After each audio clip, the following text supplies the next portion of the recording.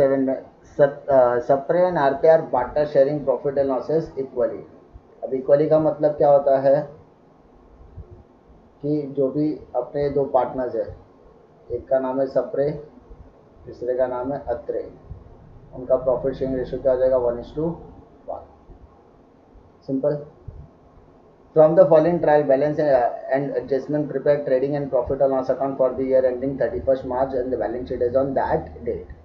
और आपको क्या क्या आइटम्स दिया है, sundry debtor asset, purchases trading account debit side, यहाँ पर रिटर्न दिया। अब ये रिटर्न किसका रिटर्न होगा, सेल्स रिटर्न, तो आपको सेल से क्या करना है, माइनस करना है। Opening stock trading account debit side, land and building asset, carriage यहाँ पर कुछ नहीं हुआ तो इसलिए ट्रेडिंग अकाउंट डेबिट में आएगा।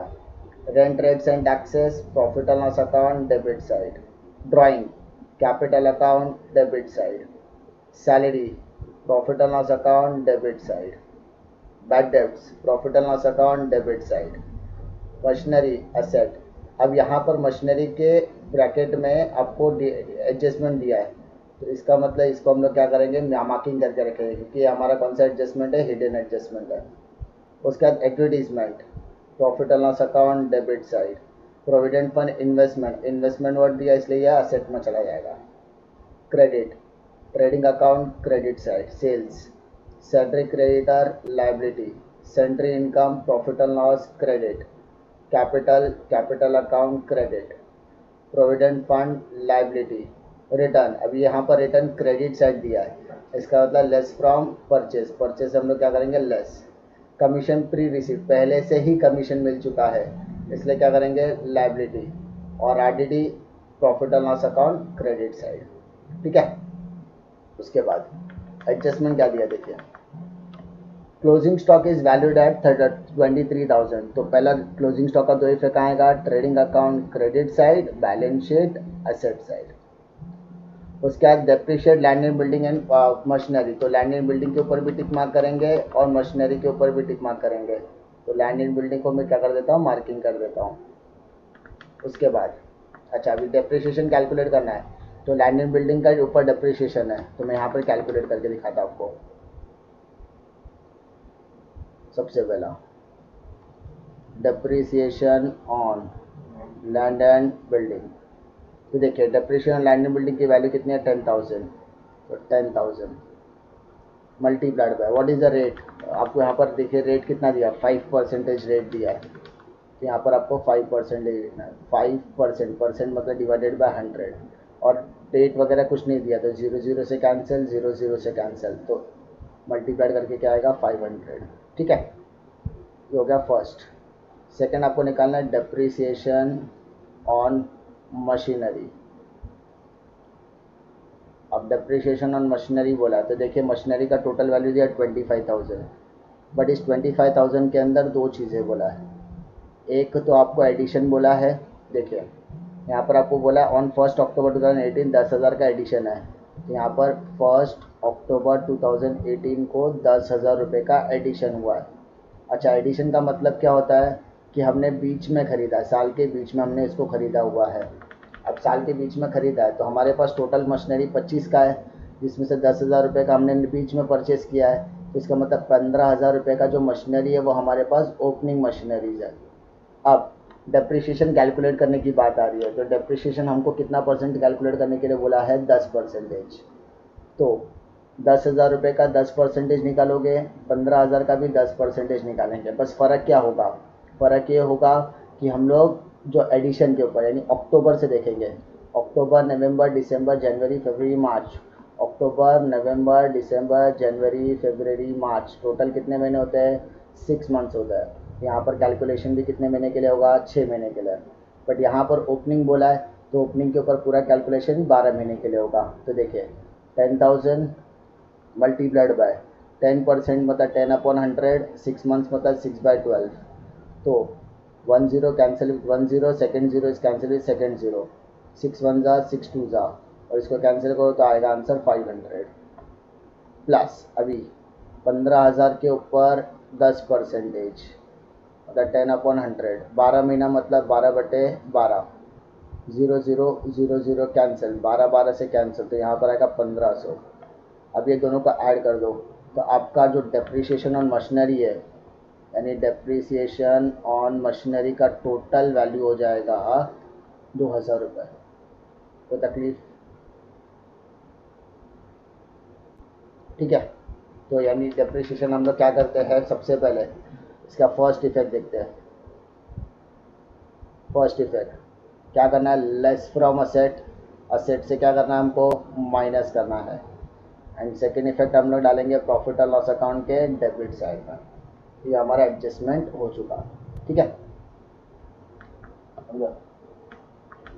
उसके बाद provision for doubtful debt is 5% on sundry debtor and write of 1000 for bad dates. तो हमको क्या करना है, डेटर्स के ऊपर टिक मार्क करना है। तो डेटर का वैल्यू, तो डेटर के ऊपर हम लोग मार्किंग कर लेते हैं। अब adjustment number 4, goods worth ₹3000 was sold and no entry was found in the books of accounts।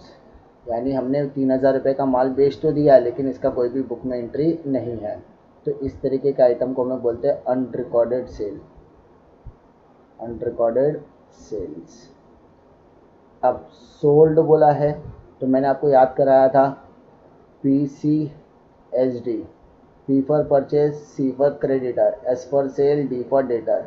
यानी अगर अनरिकॉर्डेड परचेज होगा तो परचेज में भी ऐड करोगे, क्रेडिटर में भी ऐड करोगे। अनरिकॉर्डेड सेल होगा तो सेल में भी ऐड करोगे, डेटर्स में भी ऐड करोगे। तो यानी यहाँ पर आपको सेल्स के ऊपर भी टिक मार्क करना है, ठीक है। सेल्स के ऊपर भी टिक मार्क करना है। तो इसको मैं एक अलग से कलर दे देता हूँ, क्योंकि इसमें more than one colour, more than one adjustments है, ठीक है। देखिए, सेल्स के ऊपर टिक मार्क कर देता हूँ और डेटर्स के ऊपर एक और टिक मार्क कर देता हूँ।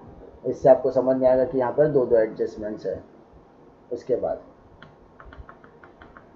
आउटस्टैंडिंग कैरिज, तो इसका मतलब कैरिज के ऊपर भी टिक मार्क आएगा। तो कैरिज के ऊपर भी टिक मार्क है, कैरिज, कैरिज के ऊपर भी टिक मार्क है। अब आउटस्टैंडिंग बोला है, तो आउटस्टैंडिंग क्या करना है हमें, ऐड टू द कैरेज। सबसे पहले कैरेज में ऐड करोगे, सेकेंड इफेक्ट लाइबिलिटी साइड में आ जाएगा। Same adjustment number 6, goods worth ₹8000 में purchase on 31 March and included in closing stock but no record in the books of account. यानी हमने सेम परचेज तो किया है, लेकिन इसको कहीं पे भी लिखा नहीं है। तो क्या करेंगे, परचेज में भी ऐड करेंगे, क्रेडिटर में भी ऐड करेंगे। तो हमें इसको क्या करना है, क्रेडिटर के ऊपर टिक मार्क कर देता हूँ मैं। तो सेंट्री क्रेडिटर के ऊपर टिक मार्क आ जाएगा। अब जितने भी एडजस्टमेंट्स थे हमने उसको डिस्कस भी कर लिया है, उसका जो भी इम्पैक्ट था, उसका जो भी था, वो सब हमने यहाँ पर नोट डाउन कर लिया है। सबसे पहले हम लोग क्या करेंगे, पोस्टिंग करेंगे। सबसे पहले सन्ड्री डेटर दिया आपको, तो सन्ड्री डेटर दिया है 40,000। तो सन्ड्री डेटर कहाँ पर आएगा, बैलेंस शीट असेट साइड। और जैसा कि आपको पता है, मैंने आपको पूरा का पूरा सम एक्सप्लेन किया हुआ है, उसके अंदर आपको मार्किंग भी दिया है। तो सन्ड्री डेटर 40,000 और उसके ऊपर टोटल कितना एडजस्टमेंट है, 2 एडजस्टमेंट है, 2 एडजस्टमेंट्स है।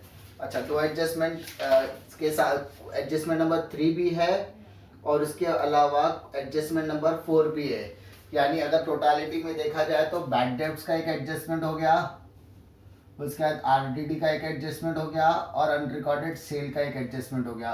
तो टोटल कितना एडजस्टमेंट है, 3। मैंने आपको कैसे बताया था, 3। उसके बाद क्या करना है, +2 कितना हो गया, 5। तो आपको कितने लाइन छोड़ने, टोटल 5। तो 1 2 3 4 5, तो 5 लाइन छोड़ दीजिए। मतलब यहाँ से टोटल करके एक टोटल आपको यहाँ मिलेगा, फिर सेकेंड एडजस्टमेंट, उसका टोटल मिलेगा, फिर थर्ड एडजस्टमेंट। इस तरीके से यानी टोटल आपको कितने लाइन छोड़ने हैं, 5 लाइन छोड़ने हैं, ठीक है। उसके लिए छोड़ दीजिए, जैसे जैसे एडजस्टमेंट आएगा हम लोग वैसे वैसे सॉल्व करने वाले हैं। उसके अलावा परचेस है 65,000 एडजस्टमेंट भी है, यानी परचेस रिटर्न के अलावा एडजस्टमेंट है। तो हमें क्या करना है, एक लाइन छोड़ना है, ठीक है, एक्स्ट्रा। उसके बाद रिटर्न, तो मैंने आपको क्या बताया था, डेबिट का रिटर्न होता है, सेल्स रिटर्न होता है। और अमाउंट कितना दिया आपको बेटा, 800, ठीक है। उसके अलावा opening stock 18,000। Next land and building 10,000। तो लैंड एंड बिल्डिंग के ऊपर टिक मार्क है, लैंड एंड बिल्डिंग 10,000। उसके अलावा कैरेज 1,200, कैरेज के ऊपर कोई एडजस्टमेंट नहीं है, 1200, सॉरी एडजस्टमेंट है तो उसको 1200 आप इनर में लिखोगे, ठीक है। एडजस्टमेंट नहीं होता तो आउटर में लिखते थे, एडजस्टमेंट है इसलिए हम लोग कहाँ लिखेंगे, इनर में लिखेंगे। उसके अलावा रेंट रेट्स एंड टैक्सेस 1000, तो रेंट रेट्स एंड टैक्सेस कितना दिया है, 1000 दिया है, ठीक है। उसके बाद ड्राइंग्स, ड्राइंग में सप्ते का एंड आर्त्रे दोनों दिया है, 3000 एंड 2000, तो ड्राइंग में सप्ते में 3000, अत्रे में 2000। हमने पूरी चीजें डिस्कस की हुई है, मार्किंग करके रखा है, सिर्फ हम क्या कर रहे हैं उसकी पोस्टिंग कर रहे हैं। उसके अलावा salary, profit and loss account debit side, कोई एडजस्टमेंट नहीं दिया गया है। सैलरीज 3200 नहीं दिया इसलिए आउटर कॉलम में लिखेंगे। फिर बैड डेट्स 1000, बैड डेट्स 1000 वो हमेशा इनर में लिखो क्योंकि वो कंपलसरी आइटम में है। अगर आपने पहले से फॉलो किया है तो आपको पता है मैं हर क्वेश्चन में कंपलसरी आइटम लिख के रखता हूँ। उसके बाद machinery 25,000, machinery 25,000 and as you know हमने इसका एडजस्टमेंट ऑलरेडी डिस्कस किया हुआ है, तो जब एडजस्टमेंट करेंगे तो हम डायरेक्टली अमाउंट पुट करने वाले क्योंकि मैंने इसका पूरा एडजस्टमेंट डिस्कस किया हुआ है। उसके अलावा एडवर्टीजमेंट 4000, कोई एडजस्टमेंट नहीं दिया है, एडवर्टीजमेंट 4000। उसके बाद प्रोविडेंट फंड इन्वेस्टमेंट, अपने साथ वर्ड का दिया है इन्वेस्टमेंट इसलिए वो असेट में आएगा, प्रोविडेंट फंड इन्वेस्टमेंट, ठीक है। अभी वर्ड कितना वैल्यू दिया है बेटा, 18,500, दिल्ली, सॉरी गलत जगह लिख दिया, जगह छोड़ा था मैंने सेपरेटर के लिए, तो जगह नहीं है तो ऊपर आप लिख दिया provident fund, provident fund investment, provident fund investment 18,500। अब देखिए आपको तीन चीजें समझाता हूँ। पीएफ क्या होता है, पीएफ इन्वेस्टमेंट क्या होता है और पीएफ कंट्रीब्यूशन क्या होता है, ठीक है। सबसे पहली चीज, जब हम बिजनेस स्टार्ट करते हैं तो किसी भी बिजनेस का बैकबोन जो होता है वो हमारे कंपनी के कस्टमर्स के साथ साथ हमारे कंपनी के एम्प्लॉइज होते हैं। यानी अगर किसी कंपनी के अंदर एम्प्लॉय काम नहीं करेगा तो आपका बिजनेस चलने वाला नहीं है। तो एम्प्लॉय की सेफ्टी एंड सिक्योरिटी पर्पस के लिए हर कंपनी क्या करती है, उनके सैलरी में से एक particular amount as a PF के तौर पे लेती है, और जितना अमाउंट वो कलेक्ट करती है इक्विवेलेंट वैल्यू एम्प्लॉयर भी पे करता है, तो उसे हम लोग कहते हैं पीएफ। पीएफ मतलब प्रोविडेंट फंड। अब पीएफ जब उनकी मैच्योरिटी हो जाती है, यानी पीएफ की मैच्योरिटी, आप जॉब छोड़ के जब जाते हो तो आपको पीएफ का वैल्यू वापस रिटर्न करना होता है, इसलिए पीएफ जो है हमारा कहाँ आएगा, लायबिलिटी में आता है। कहाँ आता है, लायबिलिटी। अब कंपनी ने वो पीएफ जमा किया है, पीएफ जमा करने के बाद वो कंट्रीब्यूट करना पड़ता है एम्प्लॉय के लिए। तो हम अगर एम्प्लॉय के फ्यूचर के लिए अगर वो सोच रहे हैं तो उसका कंट्रीब्यूशन हमारे लिए क्या रहेगा, फिलहाल एक्सपेंसेस। तो जब भी पीएफ कंट्रीब्यूशन होगा तो वो कहां पर आएगा, एक्सपेंसेस, इसीलिए उसको डालते हैं profit and loss account debit side डालते हैं। कहां डालते हैं, profit and loss account debit side. और वो पीएफ का पैसा इक्विवेलेंट वैल्यू में मिलता तो है, लेकिन उसको हम लोग क्या करते हैं, फ्यूचर पर्पस के लिए यूज करते हैं, इसलिए उसको पीएफ इन्वेस्टमेंट करते हैं, जो हमारे कहां आना चाहिए, असेट। यानी पीएफ लायबिलिटी होता है, पीएफ इन्वेस्टमेंट असेट होगा, और PF contribution profit and loss account debit side आएगा। तीन चीजें याद रखिए, provident fund liability, provident fund investment asset, और provident fund contribution profit and loss account debit side, ठीक है। Now move to credit side. पहला दिया सेल्स 85,000, 85,000 टिक मार्क भी है इसलिए एक एक्स्ट्रा लाइन हम लोग छोड़ने वाले हैं, ठीक है। 85,000 में से 800 गया तो 84,200 आ गया। क्लियर? क्यों माइनस कर दिया, क्योंकि हमको ब्रैकेट में सेल्स दिया था debit side.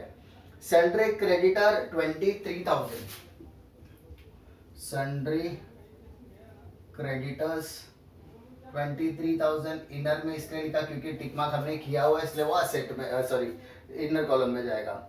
Salary income profit and loss account debit side, सही है गलत, गलत, क्रेडिट साइड हमने मार्क किया तो क्रेडिट साइड आएगा 2000 as it is, no adjustment. Capital, तो कैपिटल अकाउंट के क्रेडिट में जाएगा कितना, साप्टे 35,000, अत्रे 35,000, 35,000, 35,000। उसके बाद प्रोविडेंट फंड 10,000, तो मैंने आपको बताया था सिर्फ प्रोविडेंट फंड दिया है, तो कहाँ आएगा लायबिलिटी साइड, कितना 10,000। रिटर्न्स 1,500, तो मैंने क्या बताया था क्रेडिट का रिटर्न किसका रिटर्न होता है, परचेज रिटर्न होता है, तो 1,500 माइनस करो तो 63,500 आ जाएगा। ठीक है, माइनस कर देता क्योंकि दिया है इसलिए कर रहे हैं हम लोग। कमीशन प्री रिसीव्ड, पहले से ही कमीशन रिसीव करके रखा है। अच्छा, अगर मैंने कमीशन रिसीव किया उसको बाद में मुझे लौटाना पड़ा तो इसलिए वो मेरी लायबिलिटी में आती है। कमीशन प्री रिसीव्ड कितना अमाउंट है बेटा, 800। उसके बाद आरडीडी 400, तो आरडीडी में हमेशा क्या करता हूँ, ओल्ड आरडीडी वाला पार्ट हम लोग हमेशा क्रेडिट में देता है ताकि हमको थोड़ा सा इजी तरीके से फाइनल अकाउंट आए। ठीक है, तो फिलहाल हमने क्या किया, फर्स्ट स्टेप हमने क्या किया, क्वेश्चन डिस्कस किया, मार्किंग किया और जितने एडजस्टमेंट थे उसको हमने डिस्कस किए। सेकंड स्टेप में हमको क्या करना, पोस्टिंग करना है। जिसके ऊपर टिक मार्क है उसको इनर कॉलम में करेंगे, जिसके ऊपर टिक मार्क नहीं है वो आउटर कॉलम में हम लोग करेंगे। ठीक है, उसके बाद थर्ड स्टेप आता है आपका एडजस्टमेंट की पोस्टिंग की बारी आएगी। ठीक है, तो एडजस्टमेंट की पोस्टिंग करने के लिए हम लोग क्या करते हैं, सबसे पहले क्लोजिंग स्टॉक दिया 23,000, तो आपको पता है क्लोजिंग स्टॉक कहाँ आता है, दो इफेक्ट कहाँ कहाँ पर, trading account credit side, balance sheet asset side. तो by closing stock trading account credit side 23,000 and balance sheet asset side में मैंने कंपलसरी आइटम में लिखा हुआ ही है। ठीक है, तो ओपनिंग स्टॉक अगर डेबिट पे आता है तो क्लोजिंग स्टॉक किधर आएगा, क्रेडिट साइड में आएगा। Understood. Next, depreciate land and building at the rate of 5%, machinery at the rate of 10%। तो ये डेप्रिशिएशन का जो वैल्यू है हमने ऑलरेडी कैलकुलेट किया हुआ है, हम सिर्फ क्या करने वाले हैं, posting less depreciation eight the rate of 5%, less depreciation eight the rate of 10%।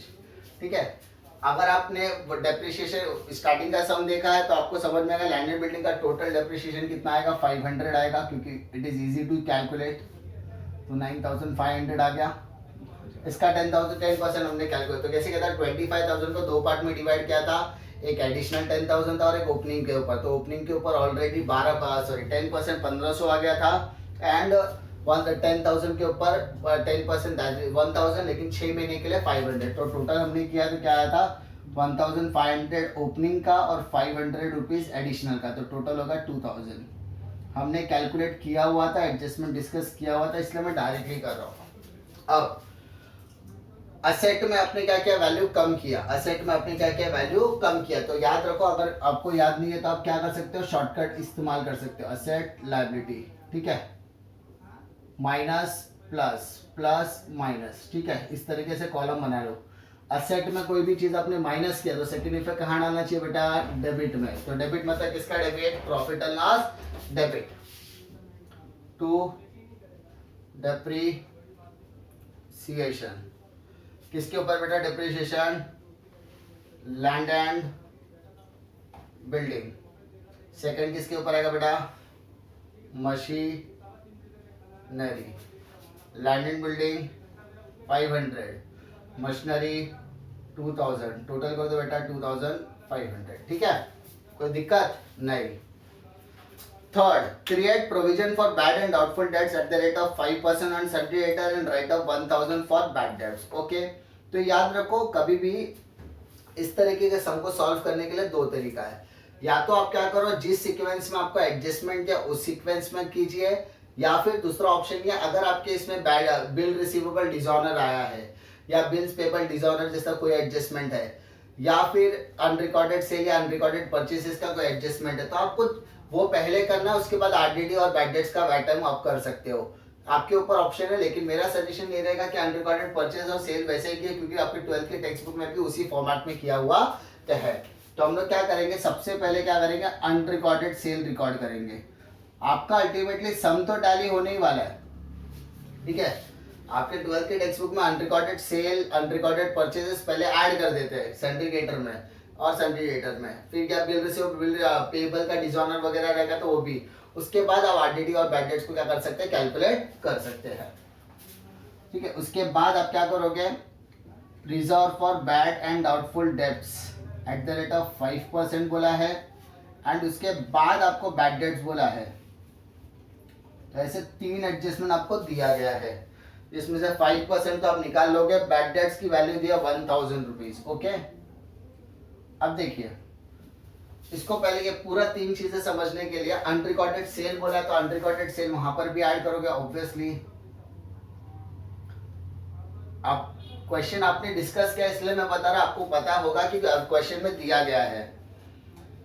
तो अनरिकॉर्डेड पर सेल आपको क्वेश्चन नंबर 4 में ही दिया है कि अनरिकॉर्डेड सेल आपको 3000 है, तो आपको क्या करना, 3000 ऐड कर दो, तो आपका आ गया 43000। सेम 3000 आप सेल में भी ऐड कर दोगे तो आपको वहां पर ऐड करने को मिलेगा 87,200। यानी अनरिकॉर्डेड सेल को क्या करना है, सेल के साथ ऐड करना है और डेटर्स के साथ। याद है मैंने बताया था PC HD, P for purchase, C for creditor, S for sale, D for debtors. तो PC अनरिकॉर्डेड परचेज क्या करना है, परचेज के साथ भी ऐड करना है, क्रेडिटर के साथ भी ऐड करना है। अनरिकॉर्डेड सेल, सेल के साथ भी ऐड करना है और डेटर के साथ भी ऐड करना है, तो वहां पे ऐड कर दिया। ठीक है, अब 43,000 का 5% आप निकाल सकते हो, तो आपको 43,000 है, आप 5% निकाल दीजिए। 5% निकाल दिए, 20 से कट गया, 5 0 से 0, 5 3 15 कैरी 1, 5 4 20 21, तो 2150 आ गया। माइनस कीजिए 850 यहाँ पर आ गया, 40,850, 1000 माइनस किया तो 39,850। यानी यहाँ पर आपके दोनों एडजस्टमेंट्स हो गए, अनरिकॉर्डेड सेल भी हो गया, आरबीडीटी भी हो गया, बैड डेट्स भी हो गया। अब आरबीडीटी का सेकेंड इफेक्ट कहाँ आएगा, 2150 एज इट इज, और बैड डेट्स का सेकेंड इफेक्ट आएगा वही सेम जगह पर, यहाँ पर। तो 1 + 1 2 2 4150, प्रॉफिट और लॉस के डेबिट में इसका सेकेंड इफेक्ट भी आ जाएगा। ठीक है, अनरिकॉर्डेड सेल क्या करना है, सेल्स को डेटर के साथ भी ऐड करना है, सेल्स के साथ भी ऐड करना, दोनों की जगह पर ऐड कर दो। ऐड करने के बाद आरबीडीटी, तो 43,000 का 5% निकाल दिया, जो माइनस करने का आंसर आएगा 40,850, उसमें से 1000 और माइनस हो तो 39,850 आ गया। आरबीडीटी और बैड डेट्स का सेकंड इफेक्ट आएगा प्रॉफिट और लॉस अकाउंट डेबिट साइड, जो हमारे स्टैंडर्ड फॉर्मेट में है। उसके अलावा 43, ठीक है, लाइन से हम लोगों ने वैसा कर दिया। अब देखिए क्या दिया है, गुड्स वर्थ ₹3 हो चुका। Question number 5, outstanding carriage 500, outstanding carriage, add outstanding 100, कितना दिया, सॉरी 500 दिया है, तो 500 को ऐड कर दिए तो टोटल हो जाएगा 1700। ऐड करने के बाद सेकेंड इफेक्ट कहाँ आएगा, बैलेंस शीट लायबिलिटी, क्योंकि कैरेज का पैसा देना बाकी है, उसको बोलेंगे आउटस्टैंडिंग कैरेज, आउटस्टैंडिंग कैरेज 500। हम क्या कर रहे हैं, हम अपनी स्टैंडर्ड फॉर्मेट के हिसाब से कर रहे हैं। हमने क्या किया, अनरिकॉर्डेड सेल को पहले एडजस्ट कर दिया, एडजस्ट करने का जो आंसर आया उसमें पहले एडजस्टमेंट हमको आरबीडीटी बोला था, उसके बाद बैड डेट्स बोला था। कहीं कहीं पे किसी टेक्स्ट बुक में कहीं कहीं पे क्या किया है, बैड डेट्स पहले किया, आरबीडीटी बाद में किया था। आप जैसा चाहिए आपको सीक्वेंस के हिसाब से भी जा सकते हो, आपका बैलेंस शीट टैली ही होने वाला है। Question number 6, adjustment number 6, goods worth ₹8,000 were purchased on 31st March 2019 and including closing stock but not recorded in the books of account। तो 8,000 रुपए का अनरिकॉर्डेड परचेसेस बोला है, यानी आपने खरीदा तो है लेकिन आपने उसको रिकॉर्ड नहीं किया है। 8,000 रुपया ऐड कर दो तो 71,500 आ गया। सेम क्या बताया था, P for purchase, C for creditor, दोनों में ऐड करना है, तो क्रेडिटर में भी जाके आप क्या करोगे, अनरिकॉर्डेड परचेज ऐड करोगे। अनरिकॉर्डेड परचेज 8,000, तो टोटल हो जाएगा 31,000। ठीक है, इतना हो गया, दैट्स इट। पहला स्टेप क्या किया हमने, पूरा का पूरा एडजस्टमेंट डिस्कस किया। सेकंड स्टेप हमने क्या किया, सेकंड स्टेप में हमने क्या किया, सारे के सारे आइटम्स की पोस्टिंग कर दिया। जिसका इनर कॉलम में था, इनर कॉलम में वो आइटम्स लिखे जिसके ऊपर एडजस्टमेंट था, जिसके ऊपर एडजस्टमेंट नहीं उसको हमने आउटर कॉलम में लिखा। थर्ड पार्ट में हमने क्या किया, एडजस्टमेंट सॉल्व किया। अब फोर्थ पार्ट हमारा क्या करेंगे, टैली वाला पार्ट होगा। टैली वाले पार्ट में हम क्या करेंगे, सबसे पहले क्रेडिट साइड टोटल करते हैं। तो क्रेडिट साइड टोटल करते हैं, तो यहाँ पर देखिए 200 आ गया, 7 + 10 कैरी 1, 9 + 2 11, 1,10,200, ठीक है। अब डेबिट का पहले टोटल कर लेते हैं, कितना आएगा देखिए, 0 0 5 + 7 12 कैरी 1 19 19 + 1 20 20 + 70 90 91 91 200, तो 1,10,200 में से 91 200 माइनस कर दीजिए, तो कितना 19, तो 19,000 आया, देख लिए 19,000 आ रहा है क्या, ठीक है। तो 19,000 हमारा क्या हो गया, क्रॉस प्रॉफिट। यहाँ पर मैंने करके दिखाया, आपको यहाँ नहीं करना, आप उसको रफ में कर सकते हैं, ठीक है। ये मैंने आपको समझाने के लिए बताया किस तरीके से करना है।